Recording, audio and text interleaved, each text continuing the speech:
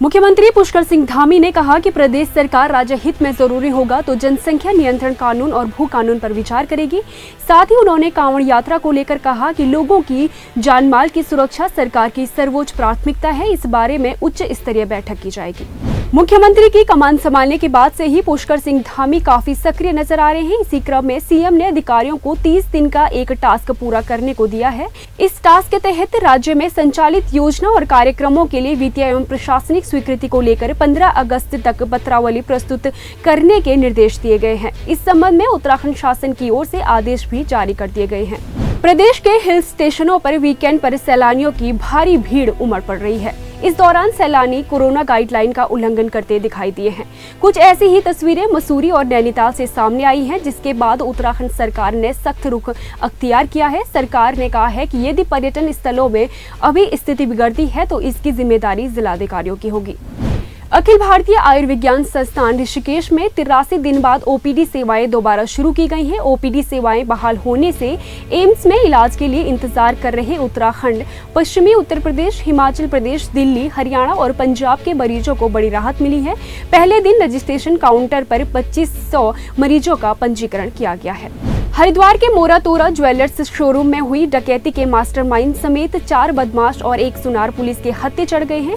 आरोपितों से 1.3 किलो सोना, कुछ हीरे के जेवरात, 6 किलो चांदी के जेवर, 10 लाख रुपए, 30 बोर की एक पिस्टल, 3 तमंचे व 5 कारतूस बरामद किए गए हैं। उत्तराखंड में क्षेत्रीय संपर्क योजना के तहत पिथौरागढ़ में 25 सीटर विमान सेवा संचालित करने की संभावना बढ़ने लगी है। यहां की हवाई पट्टी के विस्तार के लिए एयरपोर्ट अथॉरिटी ऑफ इंडिया की टीम सर्वे को आ रही है। माना जा रहा है कि इस बार इस पट्टी के विस्तार में आ रही बाधाओं को दूर कर यहां 25 सीटर विमान उतारने की व्यवस्था बना दी जाएगी। उत्तराखंड परिवहन निगम के साथ रोडवेज कर्मचारियों की वार्ता मंगलवार यानी आज विफल रही। कर्मचारी संगठनों ने कहा कि जब तक बोर्ड बैठक में आधा वेतन कटौती सहित कर्मचारी विरोधी फैसलों को वापस नहीं लिया जाएगा, तब तक वो हड़ताल से पीछे नहीं हटेंगे। उत्तराखंड में लगातार दूसरे दिन बारिश का सिलसिला जारी है। प्रदेश भर में सुबह से ही हो रही बारिश ने लोगों को गर्मी से निजात दी है। हल्द्वानी में भारी बारिश के कारण कई जगह जलभराव भी हो गया है। वहीं सुबह बारिश के चलते उत्तरकाशी जिले के लोहारी नागपाला में भूस्खलन हो गया। मलबा आने के कारण गंगोत्री हाईवे बंद हो गया है।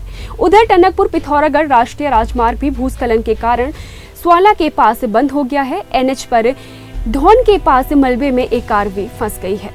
पथरी क्षेत्र के एक और गांव में अब हिंदुओं के पलायन की बड़ी खबर सामने आ रही है, जहां कुछ दबंग लोगों की दबंगई से त्रस्त होकर एक परिवार अब यहां से पलायन करने को विवश हो चला है। आपको बता दें कि पथरी थाना क्षेत्र के जट बहादुरपुर गांव में एक हिंदू युवक पिछले लंबे समय से कुछ दबंग मुस्लिम लोगों के निशाने पर है। करीब 6-7 जने थे। अच्छा। और को तो मैं पहचानती नहीं।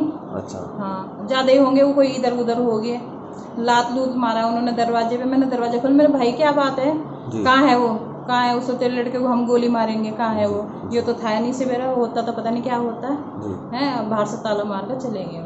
मुझे धक्का धुक्का दिया, मैं यहाँ गिर गई। मैं तो घुटनों में भी दर्द हो रहा, धक्का धुक्का देकर ताला मार कर चले गए। पिछले लगभग कई महीनों से विशेष रूप से टारगेट करके मुझे और मेरे परिवार को प्रताड़ित किया जा रहा है, और अगर हम इसके खिलाफ कोई एप्लीकेशन थाने में देते हैं तो उस पर कोई कार्रवाई नहीं होती। इन लोगों से इतने प्रताड़ित हम हो चुके हैं कि मजबूरन हमें पलायन करना इस गांव से पड़ेगा। पथरी थाना क्षेत्र के धनपुरा के बाद अब हिंदुओं के पलायन की बड़ी खबर उसी क्षेत्र के जट बहादुरपुर गांव से आ रही है, जहां पीड़ित परिवार का कहना है कि उसके जहां कुछ दबंग व्यक्ति आए दिन हमला करते रहते हैं। कल भी उस परिवार पर हमला हुआ है, और सबसे बड़ी बात, पुलिस, क्षेत्रीय पुलिस, पथरी थाना की क्षेत्र की पुलिस जो है, उन्होंने अब तक भी जो आरोपी है, जो दबंग है, उनके खिलाफ कोई कार्रवाई नहीं करी है। इस घटना के बाद से पीड़ित परिवार का कहना है कि हम लोग यहाँ से पलायन करने को विवश हैं, क्योंकि यहाँ से जाकर ही हम लोग अब सुरक्षित रह पाएंगे। हालांकि ये पहला मामला नहीं है, इस प्रकार के कई मामले ग्राम धनपुरे में भी आ चुके हैं। अब देखना है कि स्थानीय पुलिस इस मामले को कितनी गंभीरता से लेती है और पीड़ित परिवार की सुरक्षा के लिए कड़े कदम उठाती है। अगर आप हमें फेसबुक पर देख रहे हैं तो हमारे फेसबुक पेज को लाइक करें, यूट्यूब पर देख रहे हैं तो हमारे चैनल को जरूर सब्सक्राइब करें और बेल आइकन दबाना ना भूलें। उत्तराखंड की तमाम छोटी बड़ी खबरों को जानने के लिए बने रहें हमारे साथ।